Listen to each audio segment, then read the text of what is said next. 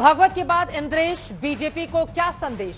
आज हल्ला बोल में हम इसी पर चर्चा करने वाले हैं। दरअसल संघ के विचारक और मुस्लिम राष्ट्रीय मंच के संयोजक इंद्रेश कुमार ने भगवान राम के न्याय की बात करके बीजेपी और विपक्ष दोनों के प्रदर्शन पर सवाल खड़े कर दिए। विपक्ष पर सवाल तो समझ में आता है, लेकिन बीजेपी पर सवाल ढेरों सवाल खड़े कर देता है। 2 दिनों पहले ही संघ प्रमुख मोहन भागवत ने भी बिना किसी का नाम लिए संदेश देने की कोशिश की थी।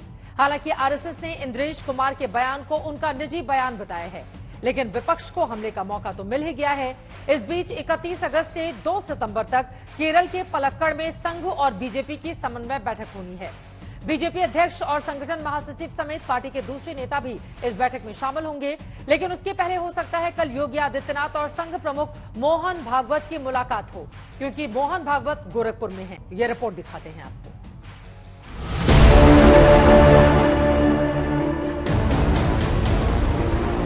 सियासत में संकेतों की बड़ी अहमियत होती है। लोकसभा चुनाव के नतीजों के बाद भगवान राम के न्याय की बात करके संघ की ओर से जो संकेत दिया जा रहा है, जरा उसे समझिए। अभी इस 2024 में भी राम राज्य का विधान देखिए, लोकतंत्र के परम में कैसा है। जिन्होंने राम की भक्ति की पर धीरे धीरे अहंकार आ गया, उस पार्टी को सबसे बड़ी पार्टी घोषित कर दिया।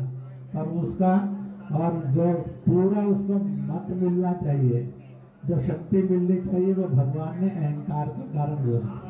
जिन्होंने राम का विरोध किया, उनमें से किसी को भी शक्ति नहीं दी, सब मिलकर भी नंबर 1 नहीं बने, नंबर 2 पर खड़े कर दिए। इसलिए प्रभु का न्याय बड़ा विचित्र नहीं है, बड़ा सत्य है, बड़ा आनंददायक है।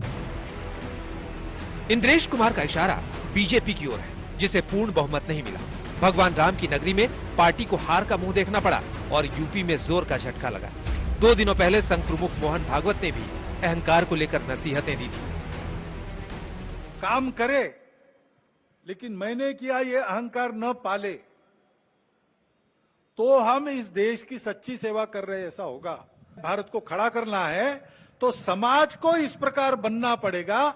समाज ऐसे बनेगा तो व्यवस्थाएं और व्यवस्था चलाने वाले लोग अपने आप उसके पीछे पीछे चलकर ऐसा बनेंगे। चुनाव से पहले बीजेपी और संघ के बीच तनातनी की खबर थी। चुनाव के दौरान 19 मई को बीजेपी के अध्यक्ष जेपी नड्डा ने एक इंटरव्यू में कहा था, पहले बीजेपी को राष्ट्रीय स्वयंसेवक संघ की जरूरत थी, लेकिन आज बीजेपी सक्षम है। आज पार्टी अपने आप को चला रही है। नतीजों के बाद खबरों की पुष्टि भी होने लगी। संघ की ओर से बयान आने लगे, इशारों में अहंकार को लेकर नसीहतें दी जाने लगी। जाहिर है विपक्ष को मौका मिलेगा। इंद्रेश जी राष्ट्रीय स्वयंसेवक संघ के नंबर 2 के नेता है। नंबर 1 पहले ही कह चुके हैं कि कुछ सुनता नहीं उनकी। उन्होंने मणिपुर के मामले में, कई मामलों में कहा लोग आजकल अपनी अहंकार में डूबे हैं। चुनाव के पहले आप बोलते नहीं, जब चुनाव हो जाता है तो आप लकीर पीटते हैं। हम लोगों ने राम के नाम को कभी राजनीतिक विषय से नहीं जोड़ा है। सांस्कृतिक विरासत इस देश की अगर बचानी है तो राम को निश्चित रूप से स्थापित करने का काम किया गया है। हालांकि इंद्रेश कुमार के बयान को संघ ने उनका निजी बयान बताया है, लेकिन विपक्ष लगातार हमलावर है। प्रभु रामचंद्र को अहंकार नहीं था, नाम राम का लो, अहंकार दिखाओ। तो अहंकार तो जनता, अहंकार जो दिखाता है उसको अपनी जगह दिखा दिए। ये प्रभु रामचंद्र के नाम का वापर करोगे आप, और ये भूमि भी प्रभु रामचंद्र की है। यहाँ अहंकार को हमेशा खत्म किया है, दबाया गया है। देखिए, राम सबके हैं, चाहे वो विरोध करता हो चाहे सही करता हो।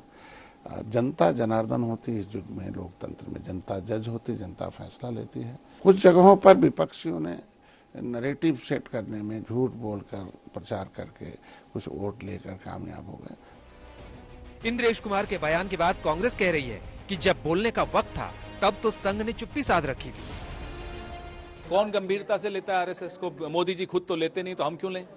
जब बोलने का समय था तब बोला होता तो सब गंभीरता से लेते। तब आप चुप रहे, सत्ता के मजे आप भी लूट रहे थे। हर जिले में, हर राज्य में आरएसएस के कार्यालय बन रहे थे, तब तो आप चुप रहे। अब जब लग रहा है कि चिड़िया चुग गई खेत, तो बोलने आ गए। कौन सुन रहा है? पहले मोदी जी सुन ले उनको, फिर हम सुन लेंगे। जागी रही भावना जैसी प्रभु देखी तीन तैसी, वो उसी में खुश रहें, राम जी ने तो दिया है हम लोग को मैंडेट काम करने के लिए। हम लोग काम कर रहे हैं और काम करेंगे भी, और जो कह रहे हैं वो अपना समझे कि उनकी क्या गति रहेगी और क्या गति होगी। संघ प्रमुख मोहन भागवत गोरखपुर में है। बताया जा रहा है कि कल सीएम योगी के साथ उनकी मुलाकात हो सकती है और यूपी के नतीजों को लेकर चर्चा भी हो सकती है। ये पहला मौका होगा जब नतीजों के बाद संघ प्रमुख की मुलाकात बीजेपी के किसी बड़े नेता से होगी। आज तक ब्यूरो।